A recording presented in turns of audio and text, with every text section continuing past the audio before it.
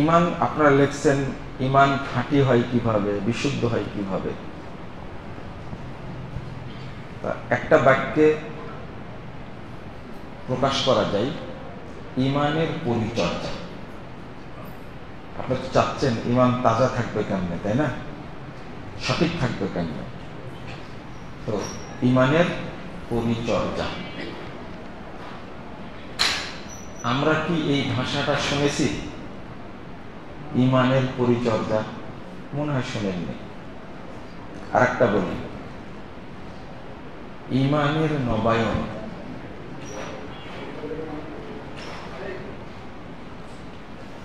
এটাও শুনছেন কিনা? ইমানের নবায়ন, এই দুইটা শব্দ মনে রাখতে হবে। কি বললাম? ইমানের পরিচর্যা, ইমানের পরিচর্যা আর ইমানের নবায়ন, ইমানের নবায়ন। এটা আমার নিজের কথা না, এটা মুহাম্মদ রাসূলুল্লাহ সাল্লাল্লাহু আলাইহি ওয়াসাল্লামের কথা। ইমান নবায়ন করতে হয়, কারণ ইমান এই আছে এই নাই।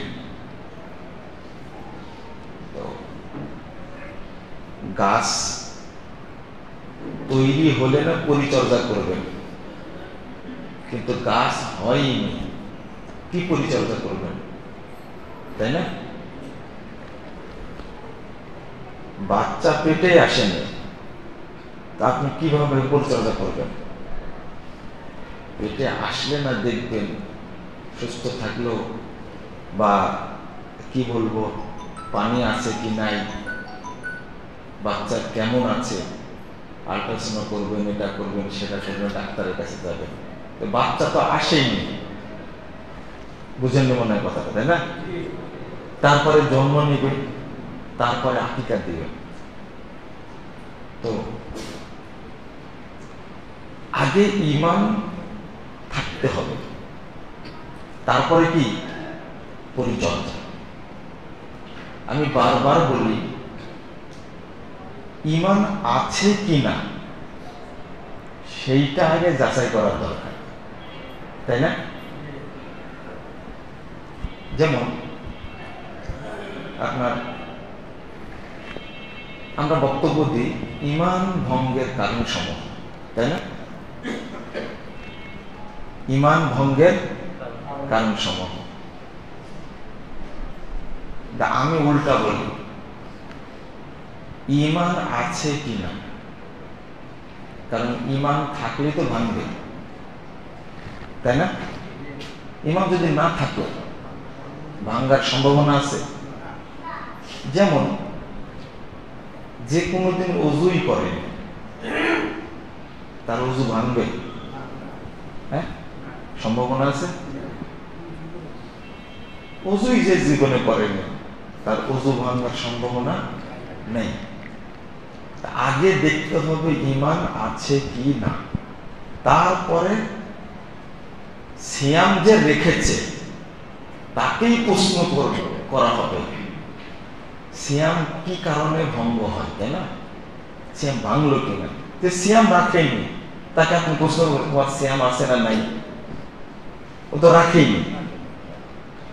তো আগে সন্ধান করতে হবে ইমান আছে কি না, তারপর যদি থাকে তাহলে এর পরিচর্যা। কেন পরিচর্যা করবেন? ইমান, আপনার ইমান আছে, ধরে নেন আমরা যারা মসজিদে আছি সবার কি ইমান আছে।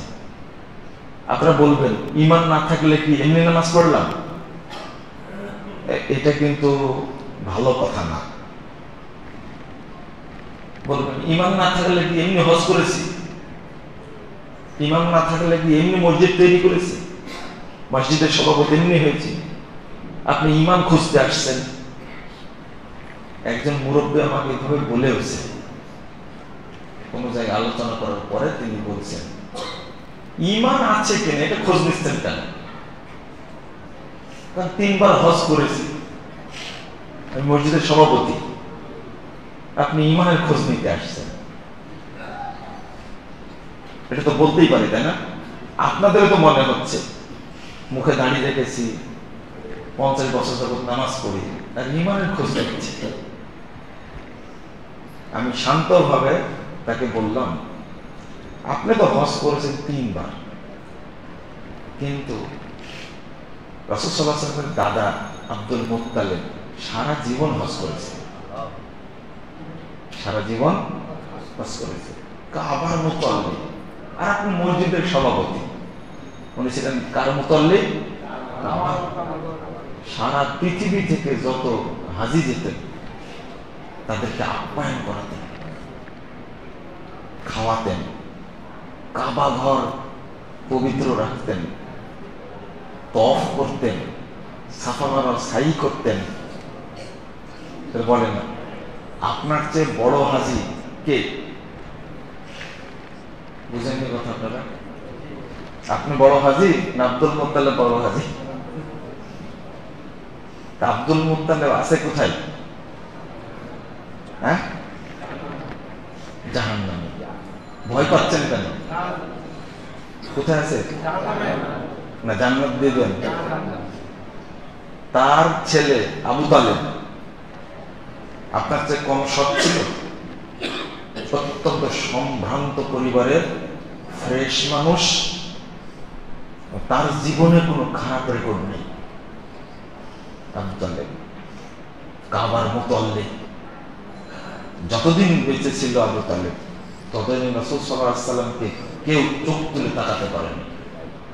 মারা যাওয়ার পরে নির্যাতিত হয়েছে সেই আবু তালেব। কোথায় আছে? জাহান্নামে। তো হজ কি কাজে লাগছে? আপনি হজের কাপড় দেখাচ্ছেন কেন? সালাত সিয়াম প্রমাণ করে না লোকটা জান্নাতে যাবে। আগে প্রমাণ করতে হবে কি আছে? ঈমান আছে, তারপরে আপনার সালাত সিয়াম। যদি আপনি বলেন নামাজ পড়ার কারণে, হজ করার কারণে আমি ঈমানদার, যারা মাজার পূজা করে আপনার চেয়ে ওরা বেশি মুখলেস। মুখলেস মানে কি? আপনি হাত তুলে দোয়া করেন রাত্রিতে, জীবনে চোখের পানি পড়ে, তো ওদেরকে দেখেন কবরস্থানে গিয়ে যখন বাবার সামনে হাত তুলছে কেঁদে, দাড়ি পাঞ্জাবি ভিজে, কত ইখলাস ভিতরে। ও বেশি বড় ইমানদার না আপনি ইমানদার? আপনার চোখে তো পানি আসে না। একজন লোক আমাকে বলছে যে আমার চোখ দিয়ে কোনো দিন পানি ঝরে না, অথচ ওই লোকটা কবরের সামনে দাঁড়ায় বাবাকে ডাকছে, এত ইখলাস ভিতরে, চোখ দিয়ে ঝরঝর করে পানি বের হচ্ছে। তো ও বড় ইমানদার না আপনি বড় ইমানদার? নাউযুবিল্লাহ, আস্তাগফিরুল্লাহ, আস্তাগফিরুল্লাহ। তাহলে এইগুলো দিয়ে প্রমাণ হয় না কে মুমিন। মনে থাকবে ইনশাআল্লাহ।